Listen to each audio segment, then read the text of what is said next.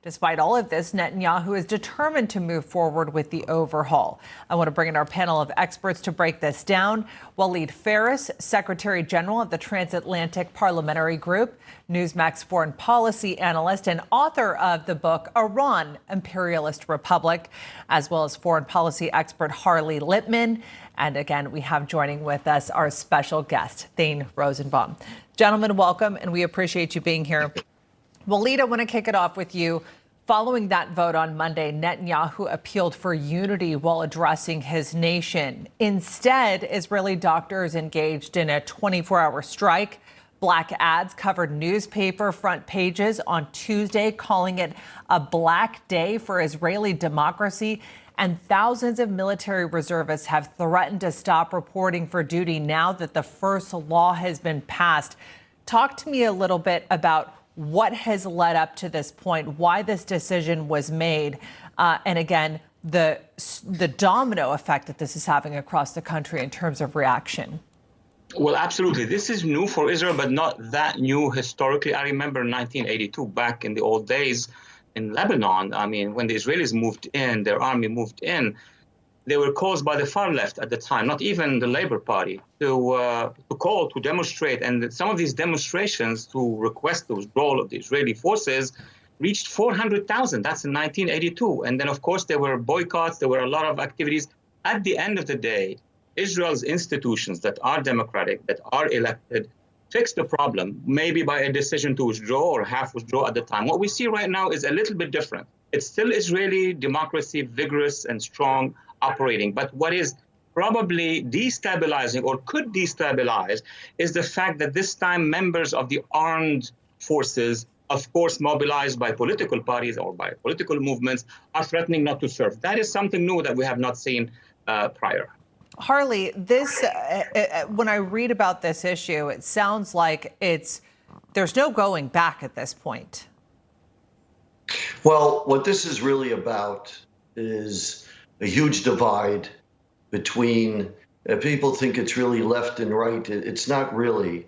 It's about the winner wants to take all.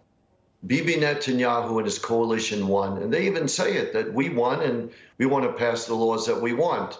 The other side feels that, well, you can't have a tyranny of the majority either. You need to protect minorities. And when you really boil it down, here's how the both sides see it. The opposition feels that, one, Bibi Netanyahu never talked about it when he ran in the last election, never brought it up, so they feel that he blindsided the Israeli people. Second, they're against this because they feel it's a complete conflict of interest.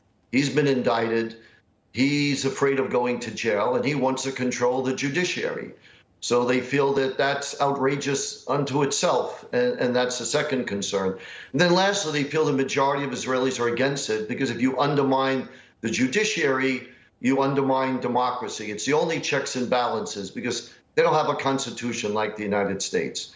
But the people who support it say that the Supreme Court doesn't allow the government to do anything. They're always saying no. They're elected partly by people on the bar and by lawyers who are not elected. And it's the last vestige of the left in Israel. The left is basically dead in Israel. They have only 4 seats out of 120. So that's where the conflict really is between both sides.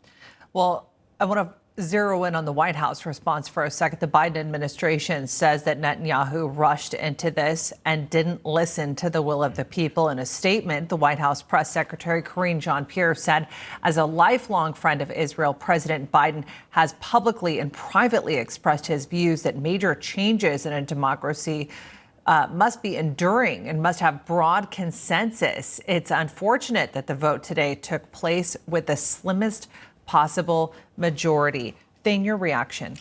Well, Kilman, I see this slightly differently. I mean, to me, it's ironic for us to even weigh in on it because we have our own culture wars. And this very much is a culture war in Israel. Sure. You're talking about the government, coalition government is made up of ultranationalists, religious right people, who it's very much like the red states here in the United States. And the judiciary is made up of descendants of the European intellectuals that settled Israel and were the original pioneers of Israel. And they see themselves as the cultural elite. So some of it has a lot to do with that kind of resentment between both of the sides. And it is a democratic institution. The truth is, they're very polarized in Israel, just like here.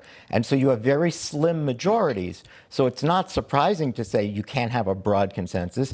Israel can't provide a broad consensus on anything, just like we can't here, because there's such polarization.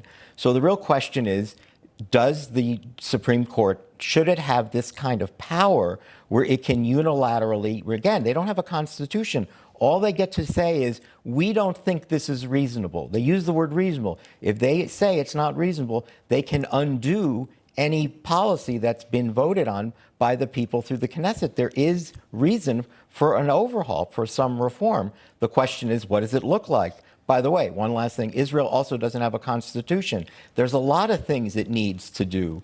And it's probably never had I the wish time. we had more time, because Harley, I'd love to ask you if you find any parallels, as I do, to the Turkish referendum here in terms of consolidating power. I mean, that's one major example that jumps out to me when it comes to this decision of getting the ultimate authority to do what you please. Harley Littman, Waleed Phares, thank you so much. And of course, Thane Rosenbaum will be sticking around.